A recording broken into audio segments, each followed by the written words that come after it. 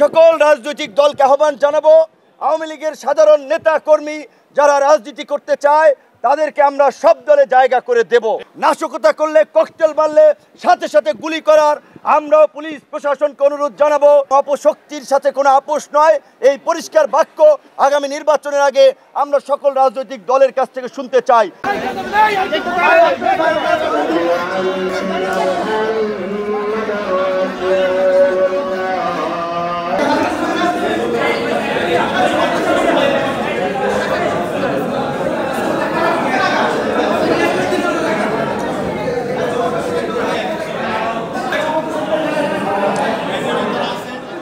এই দেশে এই 24-এর গণ অভ্যুত্থানের পূর্বে আওয়ামী লীগ এবং বিএনপি দুটো মেজর পলিটিক্যাল পার্টি ছিল।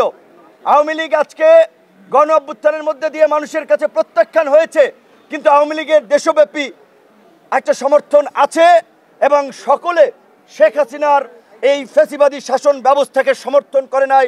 পরিস্থিতির কারণে হয়তো দল করেছে, কিন্তু এলাকায় মানুষের উপরে কোনো ধরনের জুলুম নির্যাতন চালায় নাই। আমি বিএনপি, জামাত, গণ অধিকার, এনসিপি সকল রাজনৈতিক দলকে আহ্বান জানাবো, আওয়ামী লীগের সাধারণ নেতা কর্মী যারা রাজনীতি করতে চায় তাদেরকে আমরা সব দলে জায়গা করে দেব। টানা তৃতীয়বার অর্জন করেছে দেশের সেরা সুপার ব্র্যান্ড স্বীকৃতি বসুন্ধরা টিস্যু।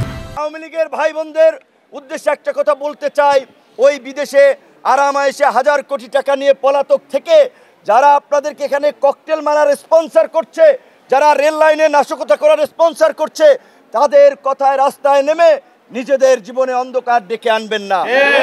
৭৫-এর পরে যেমন আওয়ামী লীগ ২১ বছর পরে ক্ষমতার মুখ দেখেছিল, এই ২৪-এর গণ অভ্যুত্থানের পরে ২১ নয় ৪১ বছরেও রাজনীতিতে আর দাঁড়াতে পারবে না। কাজেই আওয়ামী লীগের মরা গাঙ্গে নৌকা বাবার চেষ্টা করে লাভ নাই। আমরা সকলকে সতর্ক করে দিচ্ছি, যেমনি ভাবে ডিএমপি কমিশনার, সিএমপি কমিশনার ওয়্যারলেসে হোক, ডাইরেক্ট হোক, ইনডাইরেক্ট হোক নির্দেশ দিয়েছে, ওই ফ্যাসিবাদী শক্তি নাশকতা করলে, ককটেল মারলে সাথে সাথে গুলি করার আমরাও পুলিশ প্রশাসনকে অনুরোধ জানাবো। এই গণ অভ্যুত্থানের জুলাই তৃতীয় স্তম্ভে সারা দেশে এই দুষ্কৃতিকারীরা আগুন দিচ্ছে, তারা যদি এই ধরনের অগ্নি সন্ত্রাস করে অবশ্যই আপনারা তাদেরকে গুলি করবেন। এটা আমরা যারা যাত্রী বোঝাই বাসে ককটেল মেরে, পেট্রোল বোমা মেরে মানুষ মারতে চাবে, সেই মানুষের বাঁচার অধিকার আছে, আত্মরক্ষার অধিকার আমাদের সাংবিধানিক অধিকার। নিরীহ কোনো মানুষকে কেউ যদি মিছিল মিটিং করে তাদেরকে গুলি করার জন্য প্রশাসন বলে নাই, বলছে যাদের হাতে ককটেল আছে, যারা বোমা মারতে চায়, নাশকতা করতে চায় তাদেরকে গুলি করার। এবং অবশ্যই পুলিশের গুলি করার ধরন আছে, পায়ে গুলি করবে, হাতে গুলি করবে, কারণ এই অপশক্তির হাত থেকে দেশকে রক্ষা করার জন্য এখন যদি প্রশাসন এবং রাজনৈতিক দল সম্মিলিতভাবে কঠোর না হয় তাহলে আগামীতে নির্বাচন হবে না। আর এই নির্বাচন না হলে দেশে আরেকটি 1-11 তৈরি হবে। আরেকটি 1-11 হলে এই গণ অভ্যুত্থানের শক্তিসহ পুরো দেশবাসীর উপরে একটা নতুন বিপর্যয় নেমে আসবে। তাই আমরা ভবিষ্যতে কোনো 1-11 হতে দেব না, ওই অপশক্তিকেও মাথাচাড়া দিতে দিব না।